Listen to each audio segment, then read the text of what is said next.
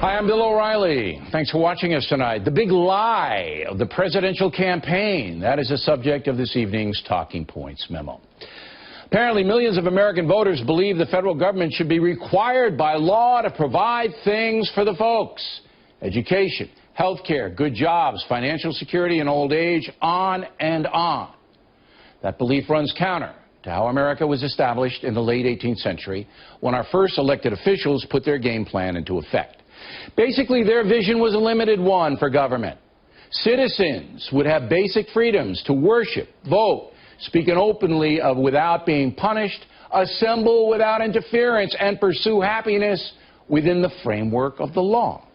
It was entirely up to we the people how we'd use those freedoms. No one was forced to go into the voting booth, as they are in Australia. No one was forced to believe in God as they were in the Massachusetts Bay Colony. Today, the question of individual choice, the quest to succeed or fail on your own, has almost been obliterated by politicians and judges who do not respect the concept of competition and the struggle to prosper.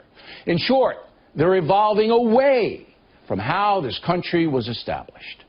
In addition, they are deceiving you, the American people, into believing that their success and well-being, the folks' success, will be almost assured by a giant federal nanny state. That's absolutely impossible in a nation of nearly 320 million people.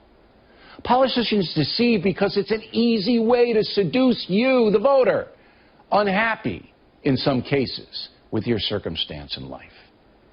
When Bernie Sanders tells Americans the economic system is rigged against them, he destroys initiative. Why work hard if the big banks will harm you no matter what? If I'm failing, it's not my fault. It's the phantom billionaires that are hurting me. Sanders is correct that the feds need to stop fraud in the marketplace, but his message of wall-to-wall capitalist corruption is false and pernicious.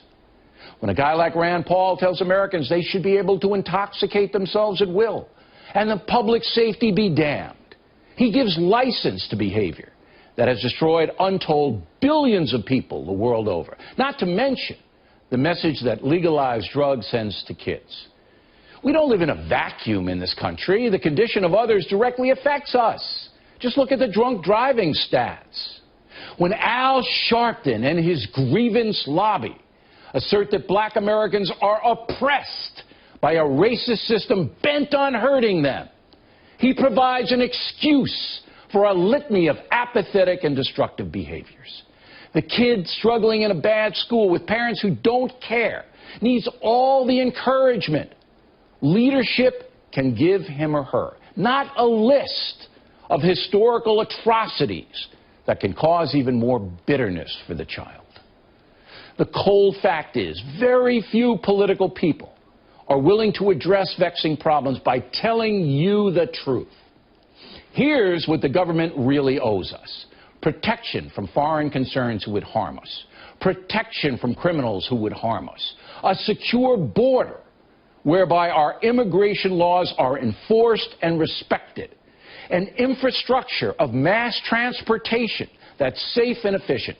What the U.S. airlines are doing to their passengers is a scandal. And the fact that we don't have a high-speed rail system is flat out irresponsible. The government also has an obligation to protect our constitutional rights and to protect private property. Seizing assets after an American dies is abhorrent. Many of us work hard all our lives to give our children a better situation.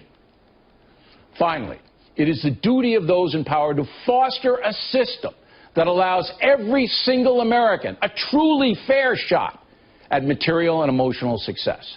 That means schools with strong educational and disciplinary standards. Subsidized benefits for the poor and infirm that are delivered responsibly with clear guidelines. Also, protections in the workplace against companies that would violate labor laws and exploit powerless employees. That's the heart of what the government owes us. And social engineering is not part of it, nor is free education, free health care or a free income if you choose to lay about. Hard-working people pay taxes to support the U.S. government, as well as for personal Social Security in old age, which the feds have mismanaged in the extreme.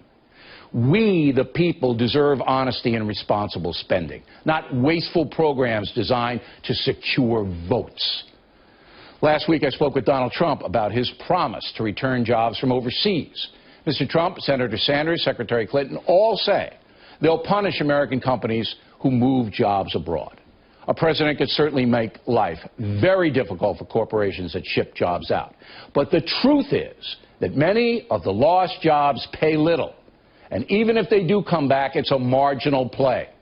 The big problem is that millions of Americans are so poorly educated and personally irresponsible, they simply cannot compete in the free marketplace. So what are the power seekers going to do about that? Blank stares. When I asked Mr. Trump how he would combat a culture among some African Americans that scorns conventional behavior, he replied that job growth would take care of it. My message is of bringing jobs back to the country, and they're going to have jobs. But how are you going to get jobs for them? Many of them are ill-educated and have tattoos on their foreheads, and you know, how are you going to, and I hate to be generalized about it, but it's true. If you look at all the educational statistics, how are you going to give jobs to people who aren't qualified for jobs? We're going to bring jobs back. We're going to have Apple computers made in this country, not just... But you have to have skills to make Apple computers, yeah? And the educational systems... What? We will get the skills, and we'll develop the skills. Now, the race hustlers, who apparently have not walked the streets of poor neighborhoods lately, immediately accuse me of racism. And that is why the acute problem of cultural deprivation among underclass children of all colors is never addressed. The smear merchants hammer anyone who does so. It's beyond disgraceful that powerful people look away from the real problem. Mr. Trump is noble in his intent to create jobs and train Americans to do them. But that will require more than trade deals and rhetoric. It will require a cultural change in many working class and poor precincts. If you reject the conventional road to success, education and hard work, you'll fail in our capitalistic system, no matter what kind of outlandish promises Bernie Sanders makes. It's all about personal responsibility and motivation. And who is preaching that message? Who? The truth is that individual motivation is being destroyed by phony politicians seeking power, by promising an endless series of entitlements to a population that's moving away from achievement and into the gimme zone. Gimme, gimme, gimme. Until that deep cultural flaw is exposed, until the phonies, race hustlers, and corporate greedheads are called out, we'll continue to see big lies spouted by political deceivers and enabled by a gutless media. God help America. And that's the memo.